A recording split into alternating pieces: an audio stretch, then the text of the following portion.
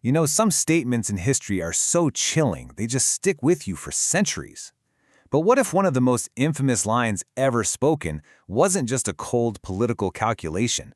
What if it was a deliberate, theological act? Well, let's dive in and uncover the hidden meaning behind a prophecy that really did shape the world. All right, here it is. The quote from Caiaphas, the high priest of Israel, talking about Jesus of Nazareth. On the surface, it sounds like pure political math, doesn't it? Sacrifice one guy to stop the Romans from crushing a rebellion and wiping out the whole nation. But was it really that simple? So that's the big question, isn't it?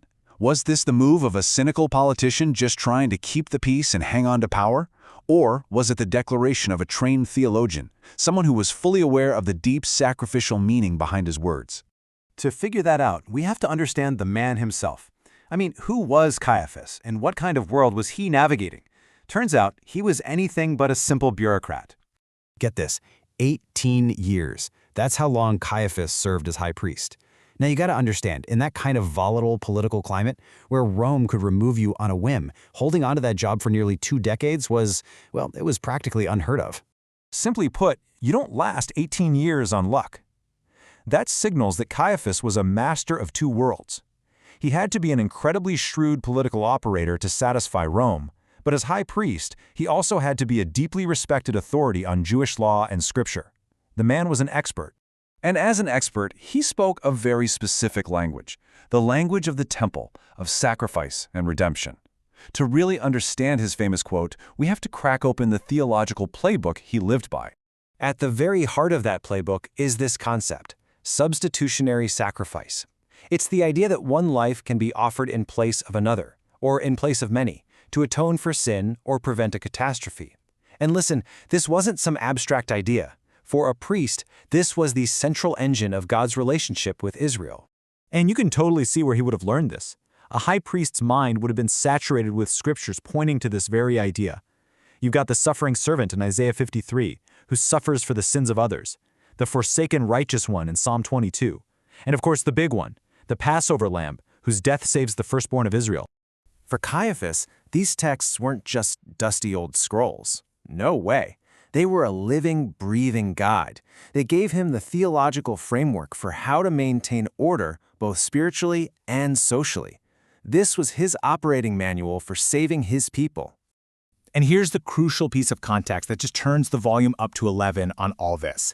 This entire debate happened during Passover, the one time of year when the entire nation was laser-focused on the memory of being saved by the blood of a sacrificial lamb. The symbolism couldn't have been more powerful. Okay, so we've got the man, a theological expert. We've got the concept, a playbook built entirely on sacrifice. Now let's connect those directly to his statement and see if this was just an accident or something far more intentional. The argument for intent lays itself out pretty clearly. First, you have the man himself, a sophisticated theological mind. Second, you have the core concept he lived and breathed, the principle of one life saving the many. And third, you have his language. It is better that one man should die for the people. It's not just political jargon. It is the precise formula of substitutionary sacrifice. So when you put it all together, the expert priest, the Passover timing, and that specific sacrificial language, it becomes incredibly difficult to see his words as just some accident of history. The argument is that this was a conscious, deliberate invocation of theology. He knew exactly what he was saying. Now, this interpretation doesn't just change how we see the quote, it really changes how we see the man himself. It reframes one of history's great antagonists in a profoundly different light. So you really end up with these two very different views of Caiaphas.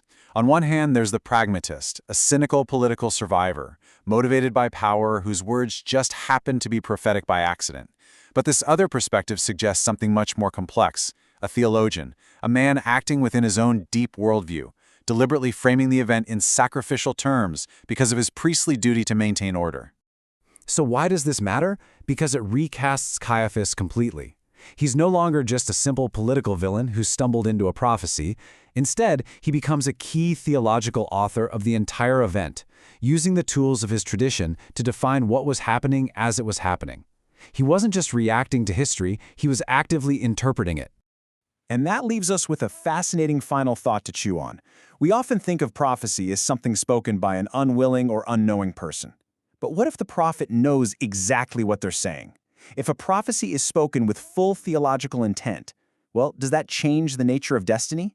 Does it change how we think about free will and the forces that shape our history?